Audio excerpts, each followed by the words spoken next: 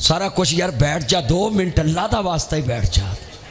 आंदा खाने का दस दो भी भुखे मरन देने खाना खा के ही जाना है उन्होंने खाना भी है जे भी खा के जाया जे। अर्ज करना चाह रहा गल वेखो एक गल करने वाली सी अर्ज करदा मैं समझिया पता नहीं केड़ी गल है सुनिया जे ते आन नाल ये बच्चे खड़े ने ते मैं सलाह की गल कर रहा है।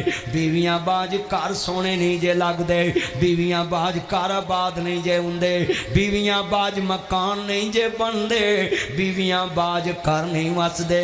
नी भैणा सुन ला एदा मतलब है जन्नत विच बीवी अल्लाह पाक ने भेजी ते आदम नबी दा दिल लाउण लई। जेड़ी औरत घर च भी होवे ते खावंद दा घर च दिल ना लगे उस बीबी च कोई कसूर है। सुन ला भैणे खावंद वास्ते अल्लाह पाक ने तेनू सुकून वास्ते बनाया है। जेड़ी औरत मर्द नू सुकून नहीं देंदी एदा मतलब है औरत नहीं गे, औरत मर्द दे सुकून वास्ते बनाई है। सुनिया जरा ध्यान नाल औरत मर्द दे सुकून वास्ते बनाई है। शरीयत कहंदी है जदों बंदा काम तो आवे बीवी सोने कपड़े पाए होवन सुन लो खुशबू लगाई होवे खावंद आउंदा जाए ओदा नक मुअत्तर हो जावे क्योंकि मेरे नबी नूं भी खुशबू ना प्यार। सुन ला भैणा ध्यान नाल बीबियां सस्सां तो डरदियां रहिंदियां ने जे मैं कदी खुशबू ला ली ते सस झिड़कना देवे।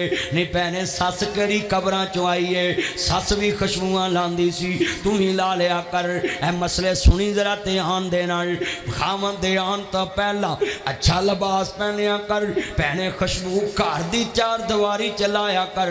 जदों खावंद घर आवे ते जिड्डी मर्जी तू परेशान होवे जिन्नी मर्जी बीमार होवे ये नहीं दसना मेरा ब्लड लो है, ये नहीं दसना मेरा अज शुगर हाई, ये नहीं कहना मेरे को तुरया नहीं जाता बल्कि वो आने तो पहला डॉक्टर को खुराक लैके आनी है। डॉक्टर साहब मेरा मियाँ थकिया टुटिया आ रहा है वो आने तो पहला मैनू खुराक इजदी दे कि मैं हसाश बशाश होके ओदी खिदमत कर सका, उन्होंने मुस्करा के देख सका, ओदी टहल सेवा कर सका।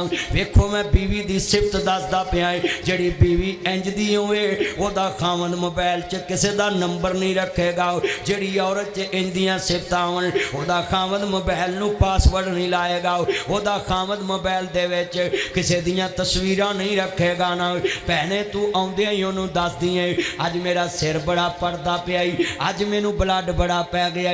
वो MBBS डॉक्टर नहीं ओदे आउण तो पहला हस्पताल जाओ, ओदे आउण तो पहला दवाई लियाओ। नहीं भैणा ध्यान ना गल्लां सुनने वालियां घर वस जाणगे। अज मैं दस रहा है कि आ जिहड़ा वैलेंटाइन डे ए मुहब्बतां बाहरों लोग क्यों लैन लग पे, घर च बीवियां ओ ना रहियां जिहड़ियां इस्लाम ने दसियां जिहड़ियां रहमान ने दसियां ने। बंदे ओ ना रह जिहड़े रहमान ने दसे भी चादर वाले पुलिस ध्यान कर